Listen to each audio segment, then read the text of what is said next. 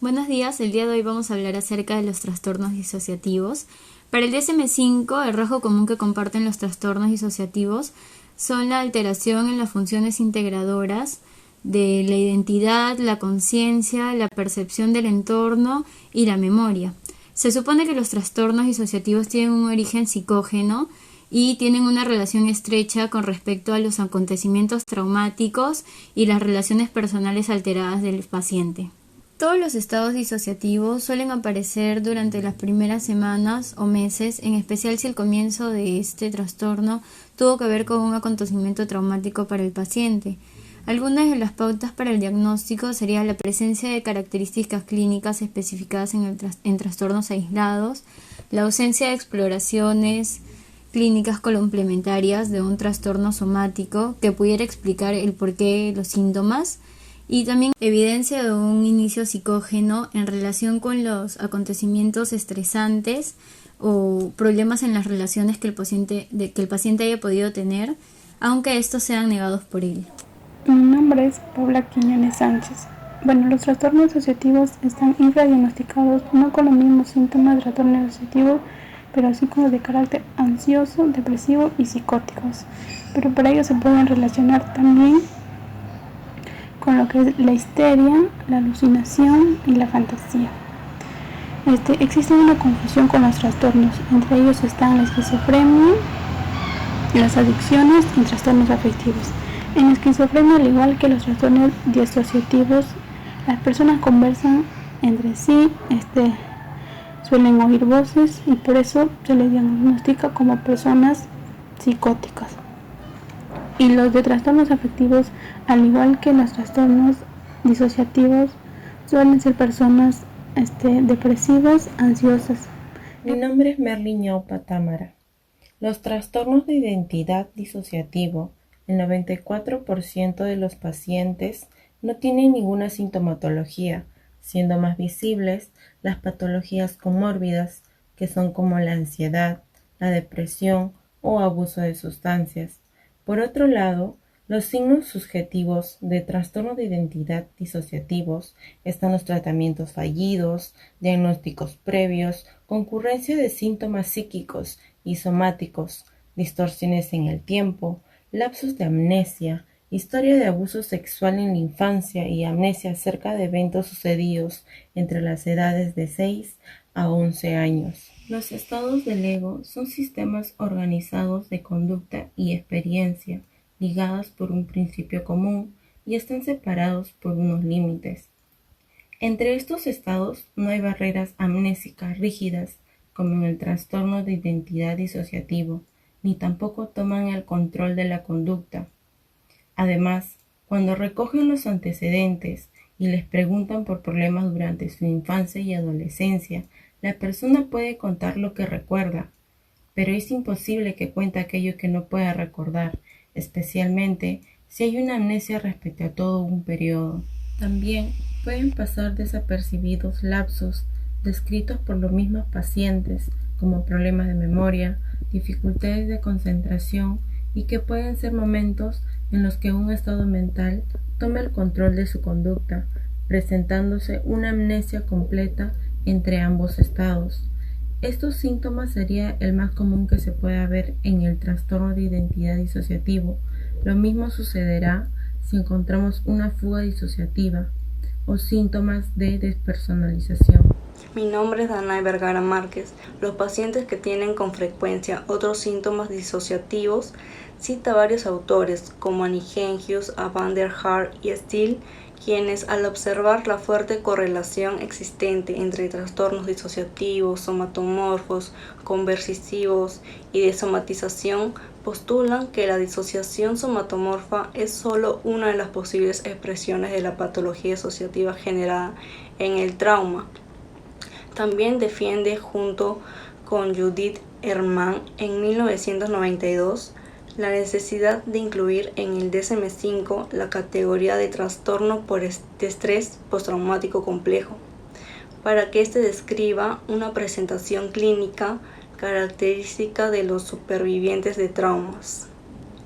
Esos son prolongados y repetidos en los que la víctima estaba sometida al control del perpetrador, como síntomas de culpa, la desconfianza, revictimización, somatización, síntomas disociativos, que estos no se recogen en un trastorno por estrés postraumático simple. Además, la autora considera que si empezamos a aplicar los instrumentos adecuados de forma habitual, observaríamos un gran número de síntomas de disociación que se están pasando desapercibidos. Entre los instrumentos psicométricos que menciona estarían los instrumentos de screening, que estos son escalas breves y autoadministradas. Gracias a ellas podemos hacer un primer filtro para determinar en qué pacientes habrá que profundizar en la exploración. Además está la escala de experiencias disociativas por Bernstein y Putman en 1986. A través de sus 28 ítems explora las amnesias, los fenómenos de absorción. Dentro de la misma existe una subescala con preguntas más susceptibles de detectar disociación patológica, que tienen que ver con oír voces en la cabeza al no reconocer a veces amigos o quizás a familiares, y encontrarse en un lugar al que no recuerda haber ido, y así, etc. También está el cuestionario de disociación somatomorfa por Nijengius. Este se dio en 1996. Se trata de 20 ítems que exploran síntomas positivos como el dolor o pseudocrisis y negativos como parálisis o anestesia. Además encontramos las escalas autoadministradas diagnósticas. También encontramos el inventario multidimensional de disociación por Dell y Roots en el 2002, con 260 ítems que permite hacer diagnósticos, si bien presenta algún problema por el hecho de ser autoadministrada. Las entrevistas estructuradas. Su fiabilidad es muy alta y permite diagnosticar clínicamente. La disociación es como módulos o sistemas mentales no conscientes o no integrados. Una alteración en la conciencia normal puede presentar experiencias de desconexión del yo o del entorno o de su entorno. Esto puede causar que reaccione como un mecanismo de defensa o un rechazo intencional, aunque no necesariamente sea consciente de la información sentimental. En el concepto disociativo que manejamos habitualmente se da referencia a que es una disminución o estrechamiento de la conciencia, donde se evidencian síntomas como el estupor disociativo o la despersonalización. En cuanto a las causas de disociación, se señaló que el sistema empleado por clasificaciones internacionales basadas en la descripción clínica por síntomas se evidenció la dificultad en la comprensión global de trastornos, así como los trastornos disociativos y conversivos y los trastornos por somatización.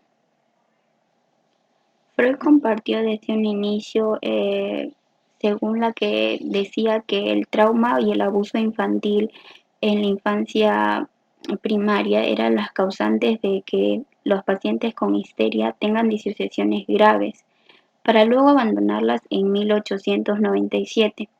Este mismo año se afirmó que supuestos traumas infantiles eran producto de fantasías, enfoque por el cual hasta el día de hoy algunos clínicos sitúan información de que el abuso sexual o los síntomas disociativos son fantasías o llamadas de atención.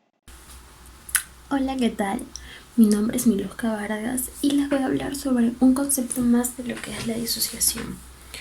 Según Van der Haar, la disociación está relacionada con el trauma, y para él existen 3 tipos de disociación.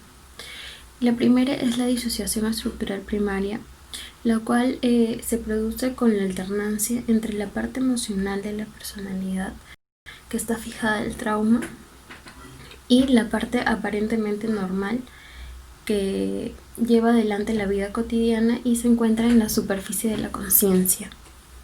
Esta reacción es propia del estrés agudo y la amnesia disociativa. El segundo tipo de disociación es la disociación estructural secundaria. En este tipo de disociación, el trauma prolongado y el trauma temprano, grave, puede dividir, de una parte de la personalidad emocional puede dividirse. Puede dividirse para que así pueda generar sistemas de defensa diferentes. Una parte emocional de la personalidad puede estar fijada en el llanto de apego. Esto quiere decir de que muestra una parte triste que experimentamos cuando éramos niños. Y también encontramos aquí la defensa rabiosa. Mientras tanto, en la parte de la personalidad aparentemente normal, única, desarrolla los sistemas de acción de la vida diaria. En ese tipo de disociación podemos encontrar los trastornos relacionados con el trauma y múltiples casos de trastornos disociativos no especificados. El tercer y último tipo de disociación es la disociación estructural terciaria. En este tipo de disociación, la parte aparentemente normal de la personalidad se separa. Les doy un ejemplo. Por ejemplo, puede existir una parte disociativa disociada, que es lo sexual, que vendría a ser la reproducción, una parte que es la madre, que vendría a ser la parte cuidadora, y una parte donde esta va al trabajo, que vendría a ser exploración. Aquí encontramos el trastorno de identidad disociativa. Bueno, puedo agregar que la disociación es un fenómeno postraumático en el cual el dolor es el núcleo central del desarrollo de este trastorno. Múltiples estudios revelan de que la relación entre la traumatización temprana grave y el trastorno de identidad disociativo se encuentran antecedentes de abuso sexual en un 85% y 90% de los casos a nivel mundial. Mi nombre es Lisette Traslaviña Pizarro. La amnesia nos permite seguir viviendo como si nada hubiera ocurrido. Uno de los mecanismos que funcionaría sería la memoria dependiente de estado. Cuando la persona se encuentra en este estado mental, estos recuerdos están más accesibles, pero pueden no estarlo cuando este estado mental cambia o es otro.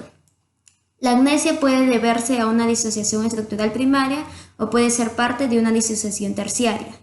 Las partes que se encargan de afrontar la vida diaria tendrán una amnesia acerca de los traumas vividos. En este estado mental distinto se activa por una reacción emocional de rabias, tristezas o recuerdos traumáticos que ya se han vivido en el transcurso de sus vidas. Por otro lado, las barreras amnésicas pueden también constituirse para poder amar a un padre abusador o a un maltratador, en los momentos en el que éste no haya abusado aunque se le odie en el momento del abuso. En el caso más grave se generan identidades disociadas. Estos pueden a veces representar introyecciones de las figuras maltratadoras e interaccionarlas con la personalidad principal, tal y como las hacía el abusador. En el mundo en el que los individuos han crecido, las únicas opciones posibles es ser una víctima o un agresor. La parte agresiva, por tanto, se genera como una necesidad de protegerse, ¿no? Y por otro lado, no solo se trata del trauma por sí solo, se trata de la gravedad de aquel trastorno que dependerá de la medida del vínculo de apego de los cuidadores, ¿no? Por ejemplo, si existe menos vínculo de apego seguro, el pronóstico es mucho más favorable. Esta figura puede enseñar a los niños que la negatividad puede ser soportada y vencida. Esto permitirá que todos los niños tengan un buen desarrollo de resiliencia. Buenos días, mi nombre es Randy Paul Bernaola Díaz y les voy a explicar sobre la teoría de John Bowlby del apego. Basándonos en esta teoría de John Bowlby en el año 1984, vemos que la disociación tiene una relación directa con lo que es el tipo de apego desorganizado. Esto afirma que los padres que tienen una alta frecuencia en lo que es traumas y también problemas psicológicos, impiden atender las necesidades de sus propios hijos y a la vez actúan de una forma inversa. ¿A qué me refiero de una forma inversa? Me refiero a que en vez de que los padres ayuden a sus hijos, ellos esperan de que los niños ayuden con sus problemas a los padres. Ven que los niños atiendan de una forma directa a los padres y resuelvan sus propios problemas. Ahora, las criaturas que tienen este tipo de patrón de apego ven a su cuidador o protector como indefensos, malos, descuidados y hasta crueles. En otras ocasiones se lo ve a la figura cuidadora como de una forma agresiva, como un prototipo agresivo, y a los niños como un prototipo vulnerable. Así es como se construyen múltiples modelos del yo o del self, donde se caracteriza por tener rasgos incoherentes e incompatibles, y además que el conjunto de todo esto genera una predisposición a los síntomas disociativos. Ahora vemos que todo esto en conjunto, más un trauma grave, genera automáticamente una probabilidad alta o mayor en lo que es la identidad disociativa. De cara en la relación terapéutica, González, una autora, demuestra que la relación terapéutica entre las personas que tienen estos patrones o rasgos disociativos va a oscilar entre que el paciente que tiene estos rasgos se sienta distante o inaccesible al terapeuta, lo cual va a causar de que se sienta de una forma asustada o incluso puede agredir al terapeuta. Aquí vemos algo clave, lo que es la relación terapéutica, ya que esta relación terapéutica va a ayudar a reconstruir el apego desorganizado, además de tener una relación interpersonal sana y estable. Con respecto a lo que es cuerpo y disociación, la autora se basa en el CIE-10, lo cual considera que los trastornos conversivos son los trastornos disociativos. Sostiene que la memoria procedimental puede expresarse en el cuerpo, con síntomas relacionados con el suceso traumático. González dice que es fundamental integrar todo el abordaje de lo somático en la intervención para no dejar sin tratar una parte muy importante de la sintomatología de la persona. Ahora, por último, en lo que es en la parte neurobiológica, ya que hemos visto lo que es el trauma y el apego en relación a esto, la autora señala de que no hay, estudios concretos acerca de los mecanismos de disociación. Sin embargo, los estudios o hallazgos que se han encontrado del trastorno estrés postraumático se podrían extrapolar a lo que es la disociación grave. ¿Y a qué me refiero con extrapolar? Me refiero a lo que es aplicar los hallazgos del trastorno estrés postraumático, aplicarlo a lo que es a la disociación grave o lo que es el trastorno de identidad disociativo. Gracias.